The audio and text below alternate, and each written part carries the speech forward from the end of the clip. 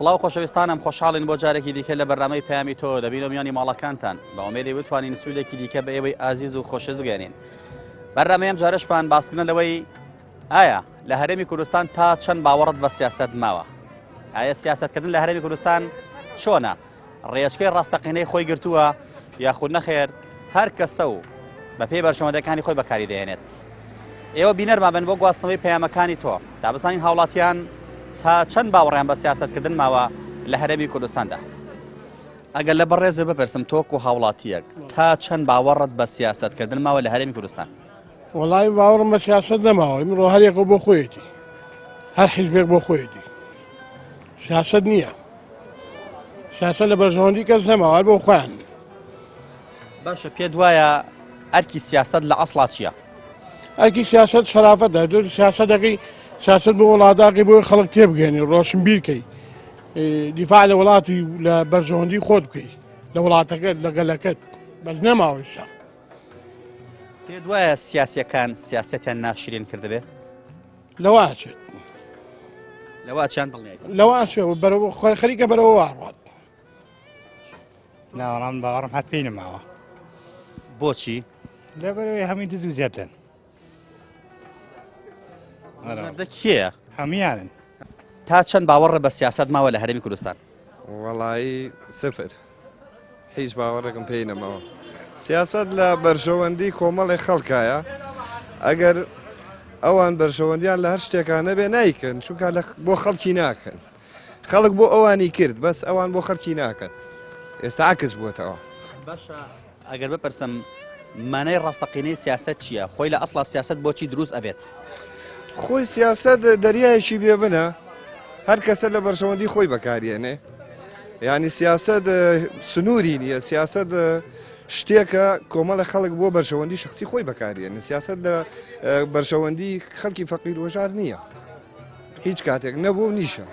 لەبەرەوەی باوەڕم پێی نییە. تا چەند باوەڕت بە سیاسەت ماوە لە هەرێمی کوردستان؟ کۆرە سیاسەتیشی باش باسی چیەکەن؟ سیاسەت بوونی نەماوە لە کوردستان، ینی هیچ شتێ نەماوە بە ناوی سیاسەتەوە. ئێمە بۆ خۆمان سیاسەتی خۆمان بەڕێوە بین، ئەوە سایق تەکسی، ئەوە کاسب کارە، ئەوە هەر کەسە بینی ئێمە خۆشحاڵین، بەس لەبەرەوەی کە نا کە حکوومەتمانە بێ. ئێمە بڕامان بە هیچ حکوومەتێ نین، باوەڕکەی بڕامان بە هیچ حکوومەتێ نین. من سابە خۆم شخصی خۆم چوومە دەروی وڵات، حەو مانگ لە سژناوم. بۆچی لە سژناوم؟ بارزانی داوای ئێمەی کردووە، توێ بێ حەقیقانم بۆ بنێڕ. باشەوە من هاتمەوە کوردستانەوە هەر شتێکم بۆ بکە بارزانی. من ئەمە سەرۆک وەزیرانی چی گاو بەلام کە من لەم قسەی خۆمە سوورم بام مەزعود بارزانی بێتە بەردەم. ئەگەر من ئەم قسەیەم بە هەڵە کریان من ئەم قسەیەم درۆ بکرد بەرپرسیارم لە قسەکەی خۆم. سەرۆک وەزیرانی چیکاو ئێمە قسەمان لەگەڵا کردمان بۆ ئێمە حەو مانگان لە سژنە. سژنەکە ئێمە چیانەدا پێمان لە تێسەبوونی جەوتی ئەمە هەمووی حکوومەتەکەی خۆتان وایەتە کە لەبەرەوەی ئێوە بێتاقەت کەین و دیپۆرتی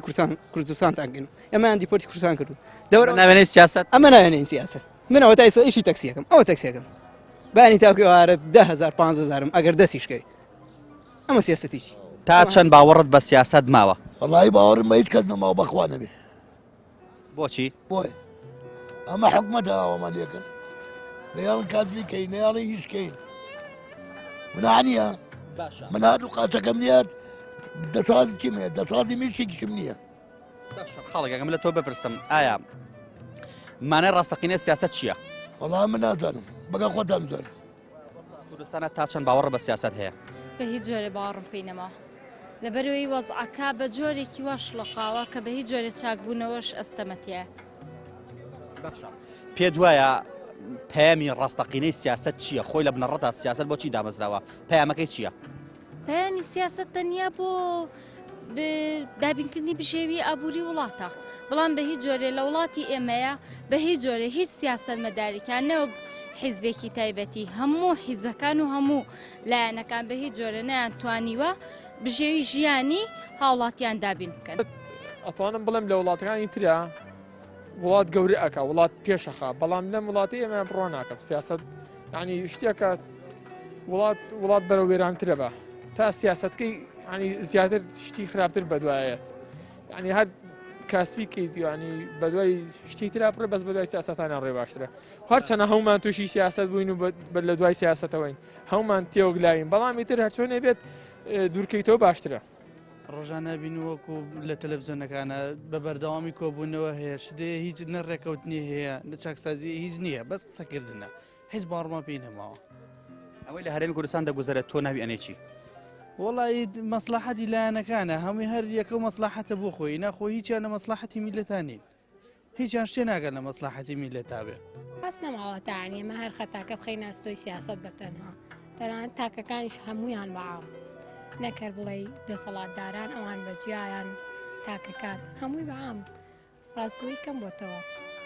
سیاست شۆ لە سەروی هەموویە باشە بەڕای تۆ بە بۆچوونی تۆ مانای ڕاستەقیلی سیاست چییە؟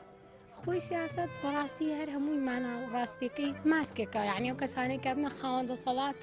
ماسکێکی کاتی ئەپۆشن بۆی تاگەن بە ئەوەی خۆیانیانە کە گەشتن پێی ئەوەی لە خوارەوەیە یعنی هەمووی لەبیرەکەن ئەمە لە هەرێم وایان مانای ڕاستەقینەی سیاست ئەمەیە بەعام وایە و لێرە بە تایبەتی بەعام و لێرەش بە تایبەتی ڕێسا پرسم لە هەرێمی کوردستانە تا چەند باوەڕت بە سیاست ماوە یەک زەڕەش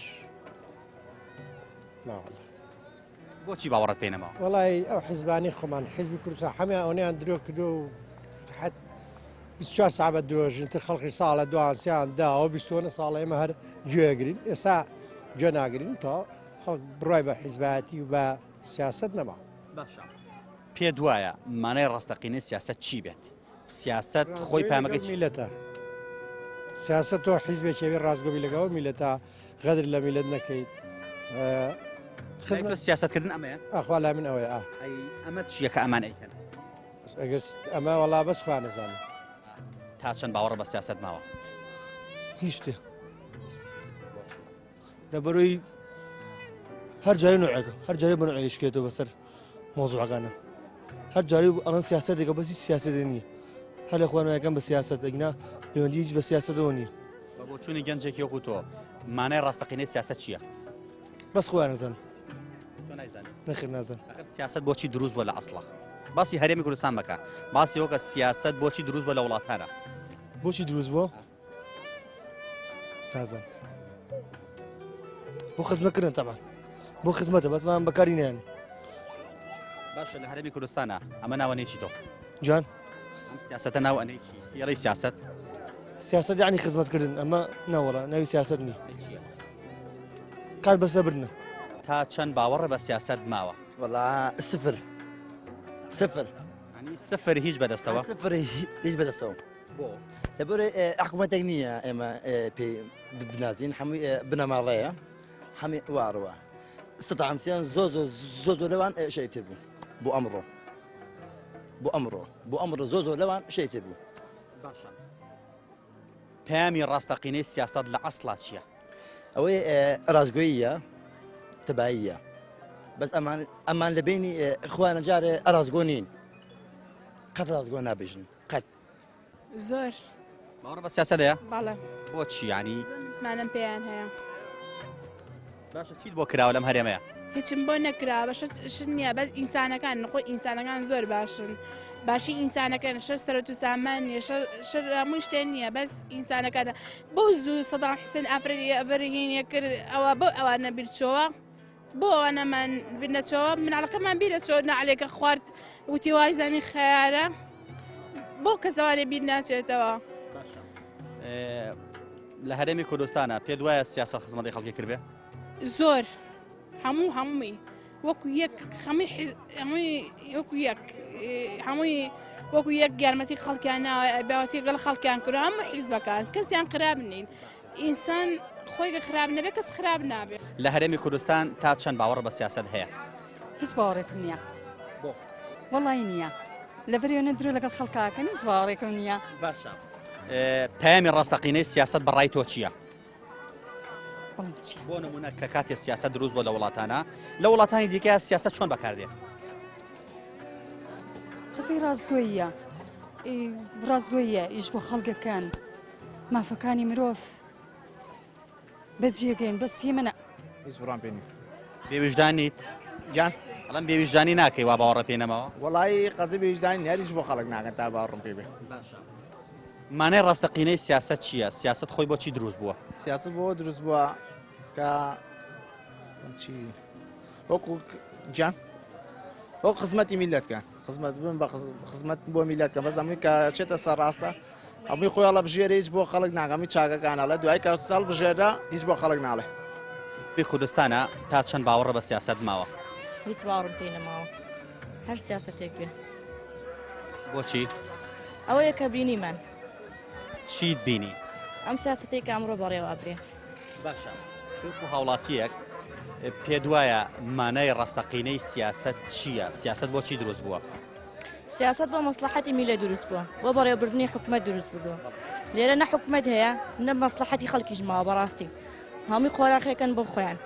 حیزبەکان ڕایە سیاست دیسە دەوری نییە ناو جەماڵ چونکە بڵێ ئەوەن حیزب خوان دەسەڵاتدارن ئەوان سیاست ناخوا لە لایوان مانای ڕاستەقینەی سیاست چه لای تۆ؟ مانای سیاستی ڕاستەقینە ئەوەیە کە حیزب بۆی ئێزانجی دەست بەسەر هەرێمان نەگرێت خەڵق خۆی ئازاد بێ هاچێگەڵێ ینی حڕ بێت کوردستان تا چەند باوەڕە بە سیاست ماوە؟ من تاقل سیاستم مداخل من تاقل سیاستم کەسابەتی خۆ بەخۆم سیاست ناکەم تا چەند باوەڕە بە سیاست ماوە لە هەرێمی کوردستان؟ وەڵاهی لە هەرێمی کوردستانە وا کراوە لە سیاست کە ئەو تیۆرە سیاسیانی کە باس لە سیاستەکە هەمووی ڕەفز دەکرێتەوە لەبەرەوەی کە سیاست کراوە بە وەکو چۆنڵی شتێکی ڕۆژانە ئەمڕۆ باسی شتێکرێ بەیانی باسی شتێکی کاکرێ وایان کردووە لە خەڵک کە ئەسڵەن ئەچی مناڵێک باسی سیاست دەکات گەورەی باسی سیاست دەکات چیتە ماڵێک و دانیشتی بۆ میوانداری باسی سیاستەکەن ئانی تێکەڵاو بووە بە هەموو کایەکانی ژیان تا چەند باوەڕە بە سیاست ماوە لە هەرێمی کوردستان؟ وڵی بەڕاستی سیاست دوان ناشرین کراوە لە هەرێمی کوردستان لە هیچ کۆمەڵگایەک وان ناشرین نەکراوە خۆی سیاست ئەسڵ سیاست وانە سیاست بریتینیە لە درۆ و دزی و فزی ئەم شتانە نیە لە سیاستە بەس ئەمان سیاست هەڵوان لێ کردووە سیاست ئەسڵەن لە مناڵە کۆ بیگرە تا ڕێزایلێ باوەڕی بە سیاست نماوە لەبەرەوە سیاست لە ئەمان زۆر ناشرینە سیاستێکی زۆر قێزەونە کەس ناتوانێت سیاستی ئەمان سیاستی کە ڕاست بزانێت سیاست ئەسلی سیاست لەگەڵ ڕێز بووم ئەوانەی سیاسی سیاست یانی درۆکردن لە سیاست ڕاستی تا سەر و دوێ تا سەریش نییە یعنی لە سیاسی کوردی شاباوەڕ ناکەم لەگەڵ ڕێزم بۆ هەمویان کەسێک تامی ڕازگۆ بێ لەگەڵ میلەتە بە چیش بە ڕابردووی سەلمێنی لە ڕابردووە چەندەها کەسی سیاسی بەرپرسی گەورە هەبووە چەندین هەوڵیەوە کاتی بانگەشێڵ بژاردن بووە چی ئەەکەم و چی ئەەکەم ئەی کوا دوایی کوانجە ئایا ئەمە سیاستە درۆیە یاخود سیاست مەدارەکان درۆن ئایا مانای ڕاستەقینەی سیاست درۆکردنە یاخود خزمەتکردن و بەڕێوەبردنێکی باشە خۆی گەربێتە سەر سیاست بە ئەسڵی خۆی نابێت لە درۆ دوور بێگە کەسێکی سیاسی سەرکەوتوی درۆ نەکەیت خۆی سیاست چی ینی بەڕێکردنی ئەگەر لە وەکو پۆست بڵێ بۆی پۆستەکەت بەڕێکە بێ کەسێکی خاوەن ئەزمون بی یەکەم دوو لە درۆ و غەش دووربی کەسێکی شەفافی بەڵام بەداخەوە گەر ئەم درۆی تێکەڵ بوو ئەو سیاست خۆی بەڕێوە ناڕۆکە سیاسەکەش کەسێکی درۆستن دەرەچ پێ دوایە لە هەرێمی کوردستانە زۆڵم لە سیاست کراوە لەلایەن سیاسیەکانەوە چکۆم ناشیریان کردووە وڵای کردو سەر تاکە سیاسیەکان ناڵم بە عام هەمویان تا چەند باوەڕە بە سیاست ماوە بە هیچ نوع باوەڕم پێ نەماوە بەس اینجا بەچی بەچی وەڵات باز ناکرێ هەربازی لێبێنین باشە ئەی باشە سیاستی مانای ڕاستەقینەی سیاست چیە لای تۆ؟ لە سیاست نازانم خۆم وەکو معلوماتی سیاستم نییە بە زمانمان بینەوەی کەچە لە بەرچاومان کۆتەوەشی زانیمانە بیرمان چۆتەوە تا چەند باوەڕە بە سیاست ماوە؟ تا سەر ئێسقان باوەڕم پێێتی لەبەرەوەی باوەڕم حیزبەکەی خۆم هەیە باشە ئەو حیزبەی تۆ هەر حیزبێ بێت ئێمە نامانە ناو بڵێیت پێ دوایە بەڕێک و پێکی و بەباشی مانای ڕاستەقینەی سیاسەتی بە خەڵکیان دەبێت بەڵێ ئەو حیزبێ من یەکێکە لەو حیزبانەی کە بە بەردەوامی چەند ساڵەی خەباتی لە خزمەتی کۆمەڵانی خەڵکا بوو ئەگەر پێناسێکی سیاستمان بۆکەی مانە ڕاستەقینەکەی چییە؟ سیاسە بریتە لە بەڕێوەبردننی وڵات لە شێوەی پەرلەمانی و هەرێمێکی سەربەخۆ پێ دوایە پەرلەمانمان هەبێمە لە ئێستاە؟ نەخێر پەک خراوە خۆتان نەزان سیاست لەم هەرێمەدا بەگشتی نەگرێن و حیزبەکەی جەنابدا پێ دوایە ئیشە ڕاستەقینەی خۆی کردبێت؟ نەکراوە لەبەرەوەی گەر حیزبەکەی من بە تەنیا ناتوانێت هاوکاری نییە عەرقەلەی بۆ دروست دەکەن گەنا ئەو دوو حیزبە باڵا دەستا کە هەردووشیان بە یەکەوە زۆر گونجاو بن حیزبەکەی من زۆر گونجاوە بەڵام تاکەکەی هاوکار نییە تاکەشی ئەوەیە کە پەرلەمانی داخستووە حکوومەتی داخستووە هەموو جونگەکانی وڵاتی پەخستووە تۆ کەی قەناعەتە بە سیاسەت دەبێت لە هەرێمی کوردستانە چ کاتێک کە گورگ و بەڕ بە یەکەوە ئایا قوار من هیچ لە سیاسەتەکان ڕازی نیم ئەوانەی سیغەم پێێنەمە بریتینیە لە درۆ دزی و فزی ئەم شتانە نیە لە سیاست لە مناڵە کۆ بیگرە تا ڕێزایلێ باوەڕی بە سیاست نماوە لەبەرەوە سیاست لە ئەمان زۆر ناشیرینە سیاسەتێکی زۆر قێزەونە کەس ناتوانێت سیاسەتێمان بە سیاسەتێکی ڕاست ماسکێکی کاتی ئەپۆشن بۆی تاگەن بە ئەوەی خۆیانیانە کە گەشتن پێی ئەوەی لە خوارەوەیە یعنی هەمووی لەبیرەکەن سیاست بریتە لە بەڕێوەبردنێکی باش بەڵام بە بڕای من سیاست لەم وڵاتێنە بەڕێوەبردنێکی باش وڵای باوەڕم بە هیچ کەس نەماوە بەخوا دەبێت چ کاتێک سیاست ڕێچکە خۆی دۆزێتەوە هەتاکو ئەمانە لەم وڵاتەیە بن هیچ کارێ ناگۆزێتەوە چی بکەین چی بکەن ئاش بەتاڵکە نامی باشترە پێت وایە ئەمە حەل بێ باشنی حەلە وەڵای خۆی سیاست لەسەر ئەساسی ڕازگۆییە ئەگەر هەر کەسێک مەسەلەن لە ئاستی خۆی ڕازگۆ بێ ئەچێتە قاڵبی ئەوەی کە بڵێن خۆش گوزەرانی دروستەکە بەڵام ئێستا ڕاستگۆیی لە هەرێمی کوردستانە هەر نەماوە لە هیچ شتێکە یعنی لە هیچ شتێکا نەماوە وڵی کاتێ لە خزمەتی خەڵکا بیانی ئێمە ئیشمان بۆ بکرێ ینی من ئێستا خوێندم تەواو کردو دانەمەزرا من پۆلی شەشی ئەدەبیم تەواو کردو منەوە تا پۆلی شەشی ئەدەبیم تەواو کردووە چوون بوومەتە پێشمەرگە ئێستا سوورم لەسەرم قسەی خۆمە کە بوومەتە پێشمەرگە چوون واسەم کردێ واسەم کردە کە بوومەتە پێشمەرگە بە واسەکەش دایان نەمەزراند واستەکردنیش هەر سیاسەتە هەر سیاسەتە واستەکردنیش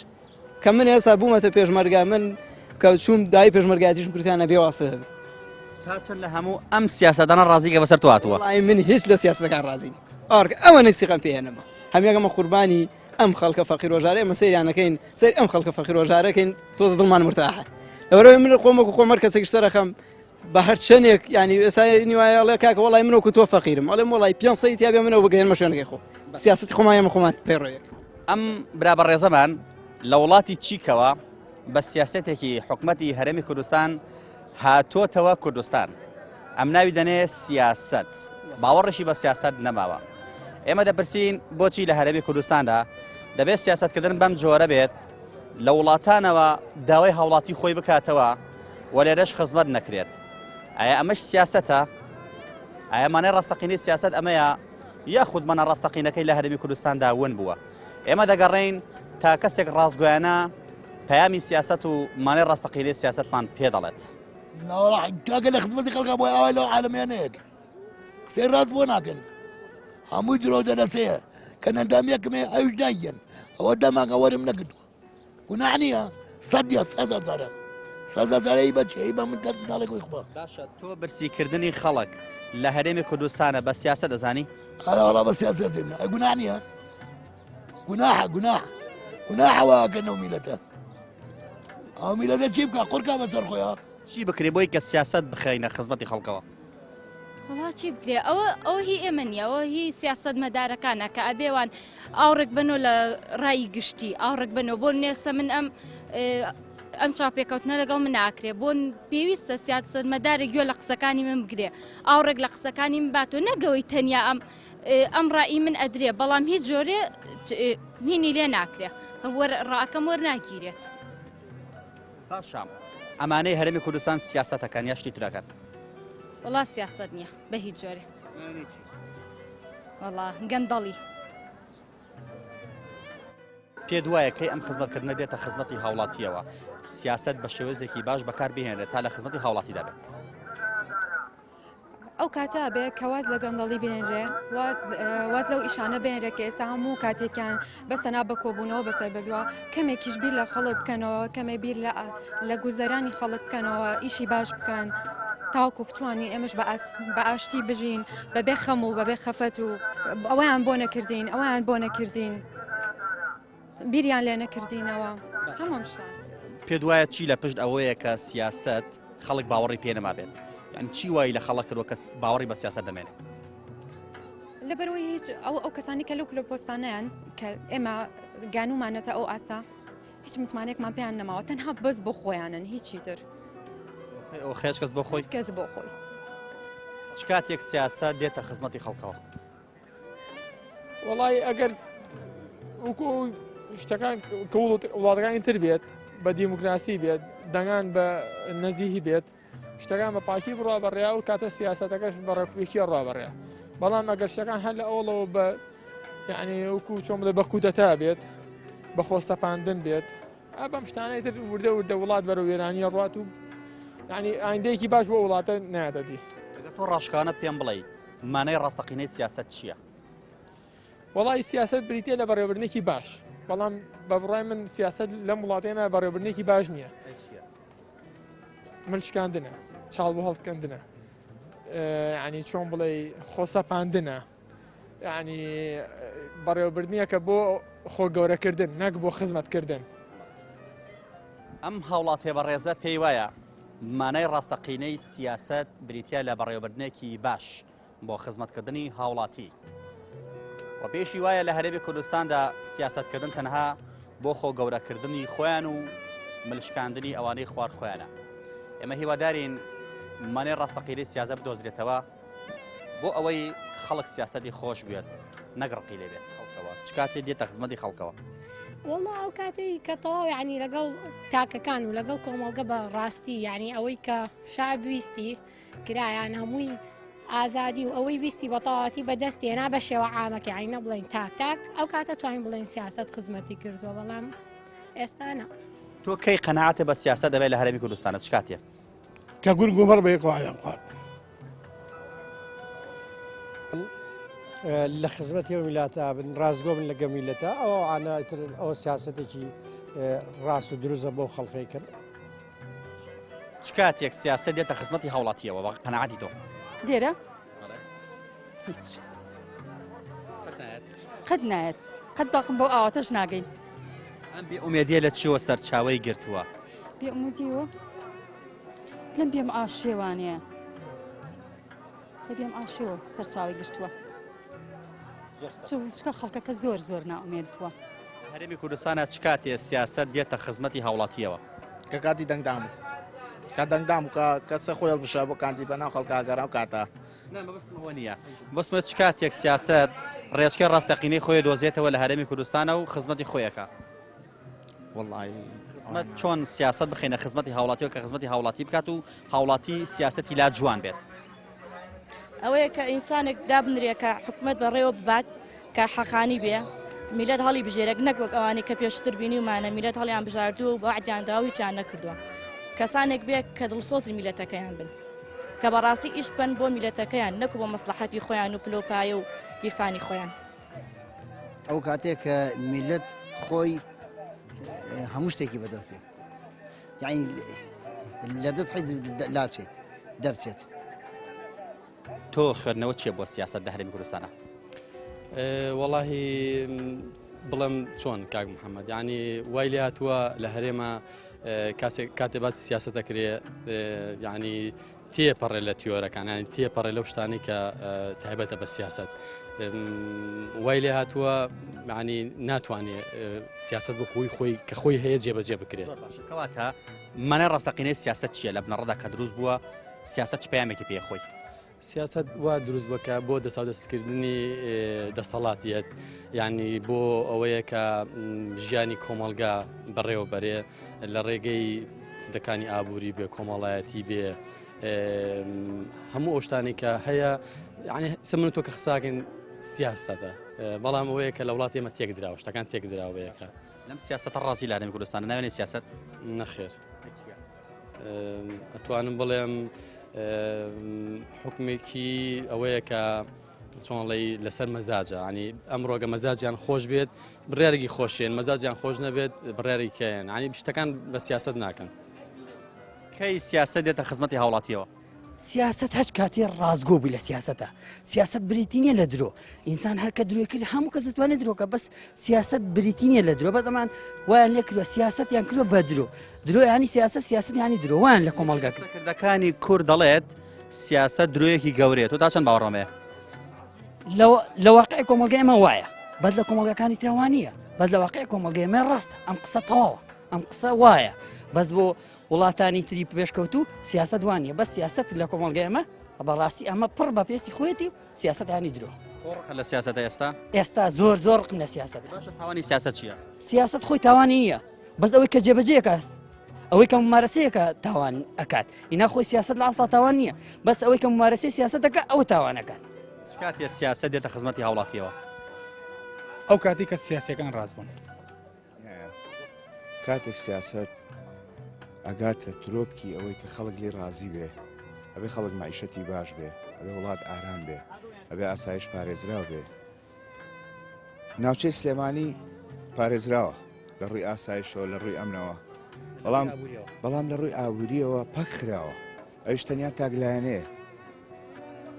حیزبێک دەستی گرتۆ بەسەر هەموو سەرۆت سامانی ئەم وڵاتەیە ئەوش کە سەرۆکی هەرێمی لایە بە کورسیەکە و نووساوە بەریشی نایە و پارەکەشی گرتۆتەوە لەم خەڵکە تۆ کەی قەناعەتە بە سیاسە دەبێت لە هەرێمی کوردستانە چ کاتێک کە گورگ و بەڕ بە یەک وایە قار من هیچ لە سیاسەکان ڕازین ئارگە ئەوە نسیقم پێێنەمە بریتینیە لە درۆ دزی و فزی ئەم شتانە نیە لە سیاستە لە مناڵە کۆ بیگرە تا ڕێزایلێ باوەڕی بە سیاست نماوە لەبەرەوە سیاست لە ئەمە زۆر ناشرینە سیاسەتێکی زۆر قێزەونە کەس ناتوانێت سیاسەتی مان بە سیاسەتێکی ڕاست ماسکێکی کاتی ئەپۆشن بۆی تاگەن بە ئەوەی خۆیانیانە کە گەشتن پێی ئەوەی لە خوارەوەیە یعنی هەمووی لەبیرەکەن سیاست بریتە لە بەڕێوەبردنێکی باش بەڵام بە بڕای من سیاست لەم وڵاتێنە بەڕێوەبردنێکی باش ڕای باوەڕم بە هیچ کەس نەماوە بەخوا دەبێت